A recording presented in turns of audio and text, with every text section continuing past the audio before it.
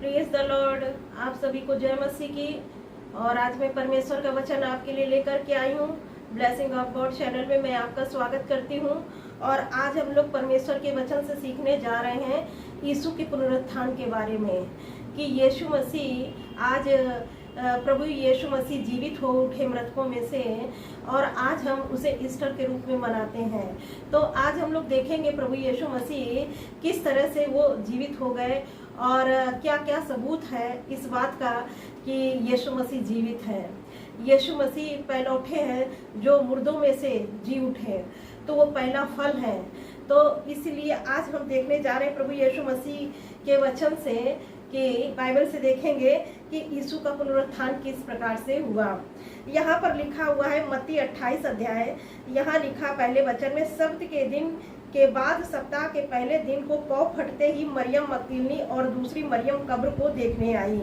और देखो, एक बड़ा भूकंप हुआ, क्योंकि प्रभु का एक स्वर्गदूत स्वर्ग से उतरा और पास आकर उसने पत्थर को लुढ़का दिया और उस पर बैठ गया। तो यहाँ पर वो स्त्रियां यीशु मसीह को देखने के लिए आई थी, मरियम मगदलीनी थी, और वो वहाँ पर प्रभु का एक स्वर्गदूत उतरा जहाँ पर यीशु की कब्र थी, जहाँ पत्थर लगा हुआ था वहाँ पर सरकारी पहरा लगा दिया गया था, क्योंकि वहाँ के जो लोग याजक लोग थे, तो इन लोगों ने कहा कि प्रभु हाकिम से कहा कि प्रभु यीशु मसीह ने कहा था कि मैं तीसरे दिन मृतकों में से जी उठूंगा। अगर कहीं उसके चेले चुरा ले गए तो फिर ये बात तो और भी ज़्यादा धोखे की होगी। तो फिर यहाँ पर पिलातुस ने उन्हें आज्ञा दे दी कि जाओ, अपनी इच्छा के अनुसार करो, तुम्हारे पास पैरुए हैं। तो उन्होंने सरकारी पहरा लगा दिया। अब यहाँ पर सरकारी पहरा लगाने के बाद भी यीशु मसीह मृतकों में से जी उठे। यहाँ पर हम देखेंगे परमेश्वर के वचन से कि यीशु मसीह को कब्र में रखा गया, और जब यहाँ पर स्वर्गदूत उतरे तो उन्होंने स्त्रियों से कहा, देखिए क्या कहा, मत डरो, मैं जानता हूँ कि तुम यीशु को जो क्रूस पर चढ़ाया गया था ढूंढती हो। वह यहाँ नहीं है, परंतु अपने वचन के अनुसार जी उठा है। आओ यह स्थान देखो जहाँ पर प्रभु पड़ा था। तो यीशु मसीह मृतकों में से जी उठे और उनकी कब्र आज भी खाली है। लेकिन बहुत सारे लोग कहते हैं कि यीशु मसीह मृतकों में से नहीं जी उठा। ये बात गलत है।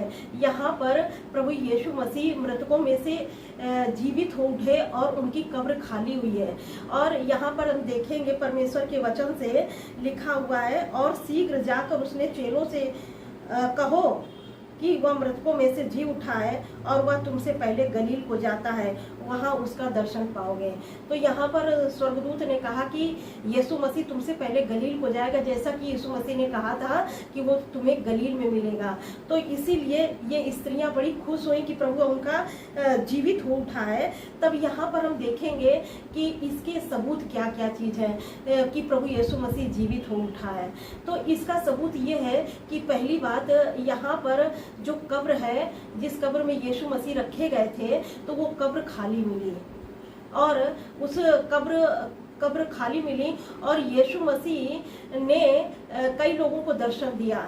जैसे कि यहाँ पर स्वर्गदूतों ने कहा कि वो अपने वचन के अनुसार जी उठाए, और जीवते को मृतकों में क्यों ढूंढती हो। तो यीशु मसीह तो जीवित है, और मरी हुई लोगों के बीच में ये स्त्रियां ढूंढ रही थी।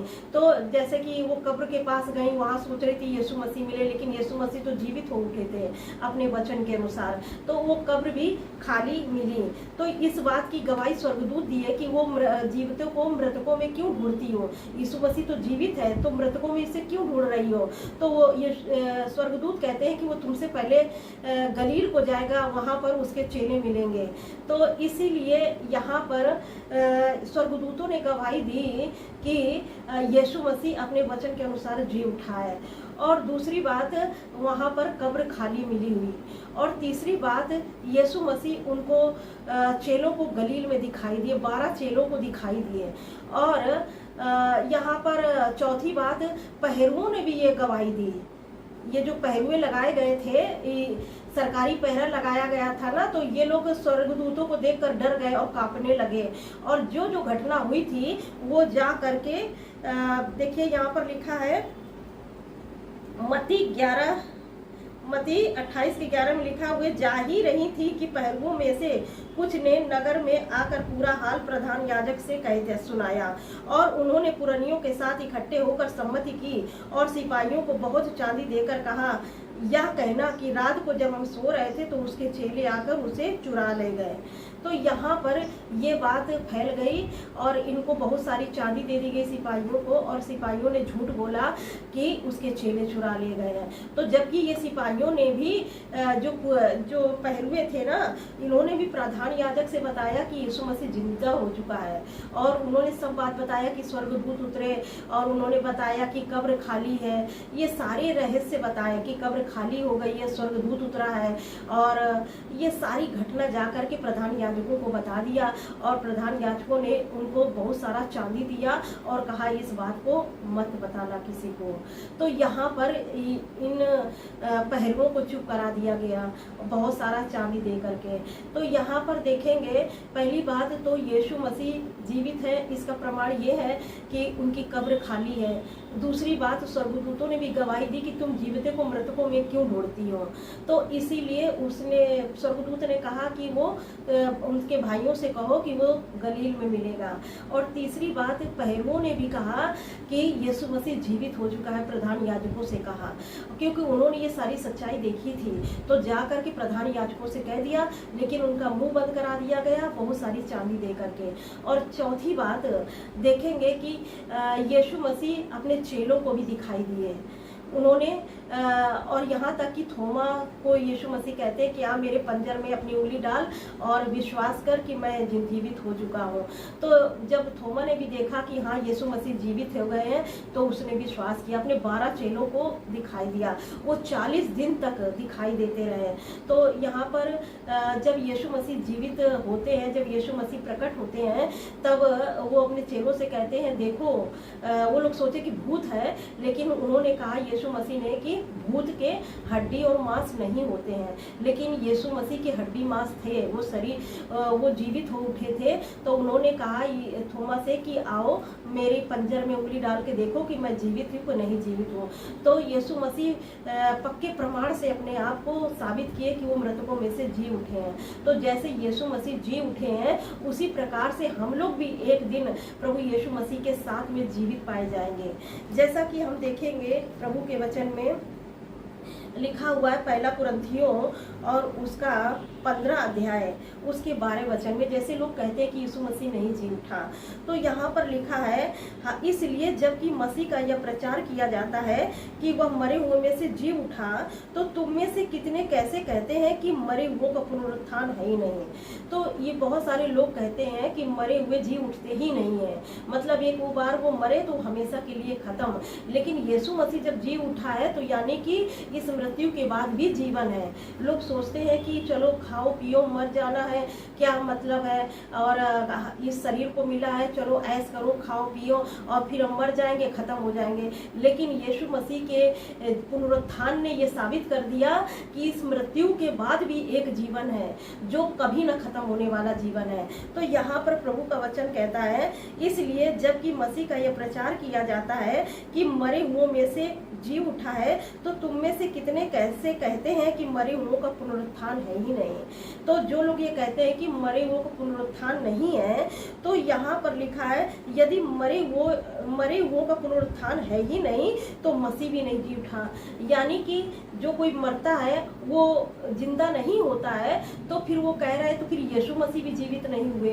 पौलुस कहता है कि अगर मरे हुओं का पुनरुत्थान नहीं है, यानी कि मरे हुए जीवित नहीं होते हैं, तो फिर यीशु मसीह भी जी नहीं उठा।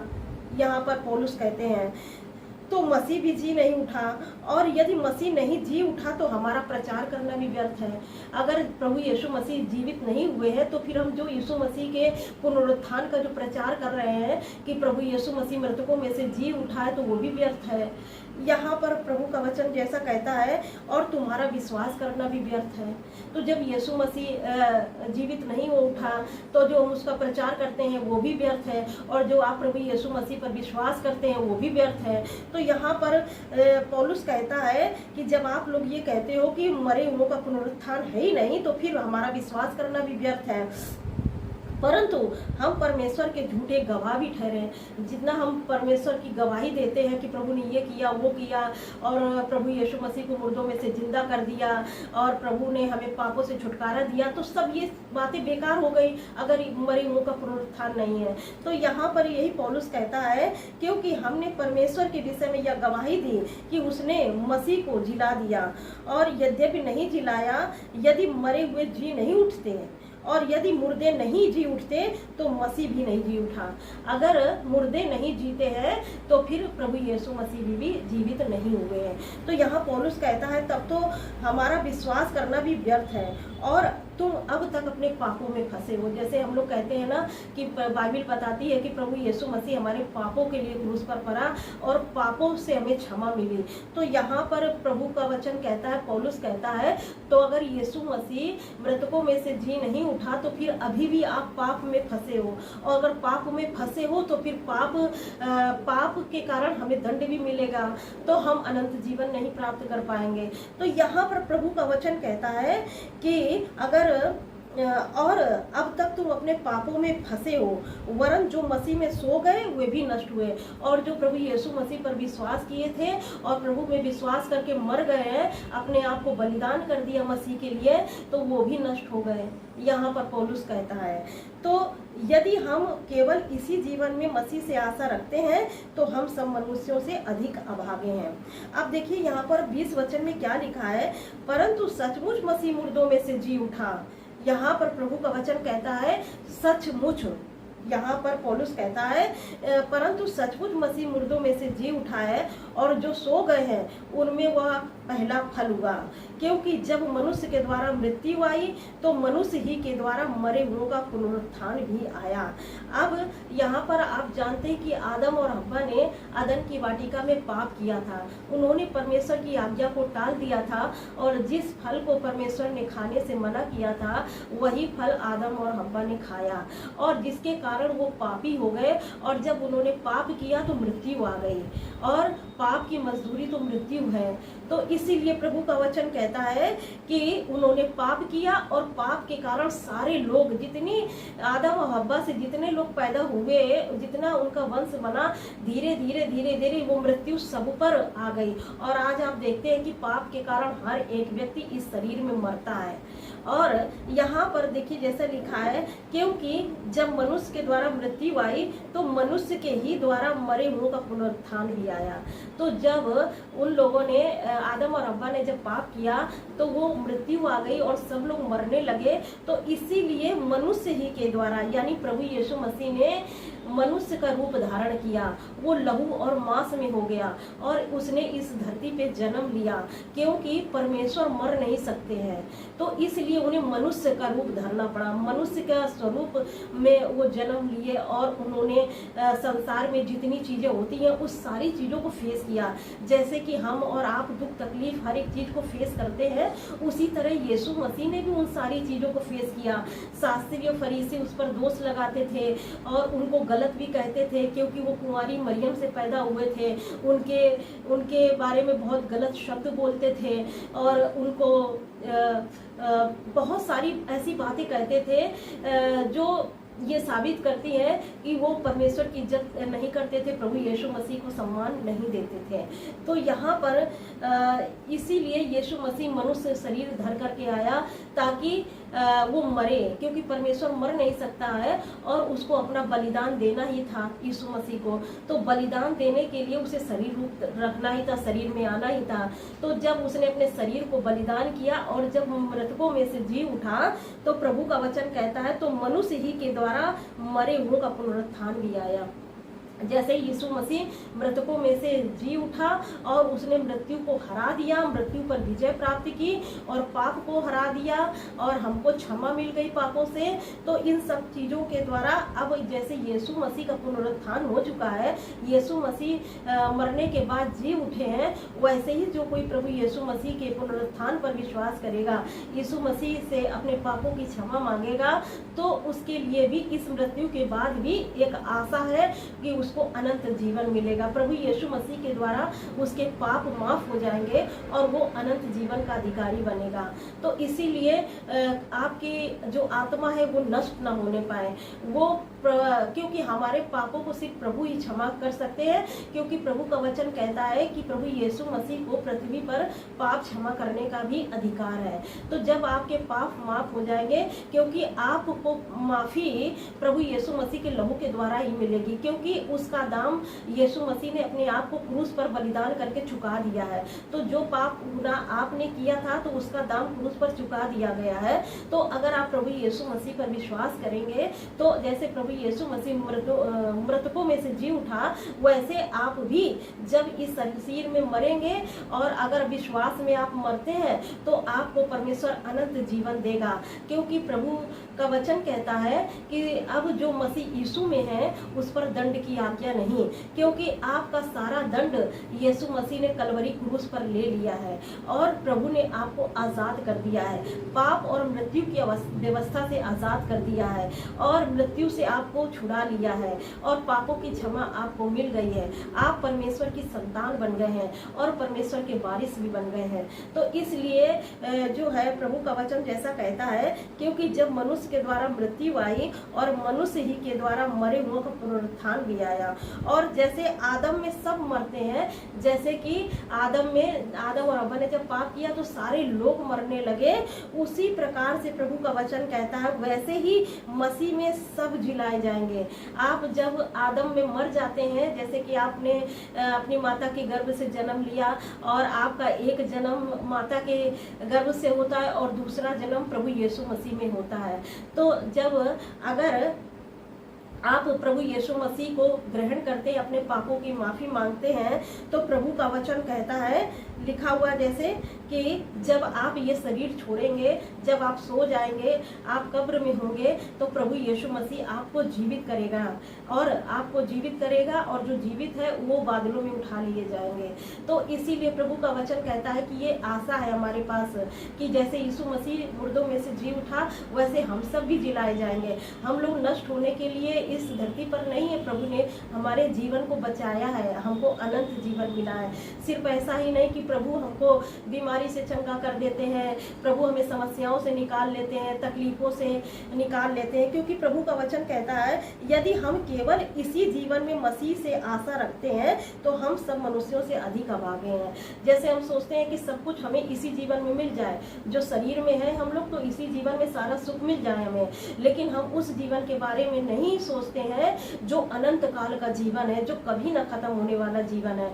तो जैसे प्रभु यीशु मसीह मुर्दों में से जी उठा, वैसे हम लोग भी जी उठेंगे और हमेशा परमेश्वर के साथ होंगे और ना वहाँ पर दुख होगी, ना तकलीफ होगी, ना समस्या होगी, ना आंसू होंगे, क्योंकि परमेश्वर हमारा सहायक, हमारा रक्षक, हमारा परमेश्वर हमारा पिता होगा। तो इसीलिए आपके पास ये आशा है कि आप प्रभु यीशु मसीह को ग्रहण करें, अपने पापों से क्षमा प्राप्त करें और आपका भी यीशु का जैसे पुनरुत्थान हुआ, नया जीवन प्रभु को मिला और वैसे ही हम सबको भी मिलेगा। तो हम लोग भी अनंत जीवन के वारिस बन चुके हैं, जो कोई प्रभु यीशु मसीह पर विश्वास करता है। मैं आशा करती हूँ आज का ये वचन आपको आशीष दिया है और प्रभु इस वचन से आप सबको बहुत आयत की आशीष दे। God bless you all. Thank you.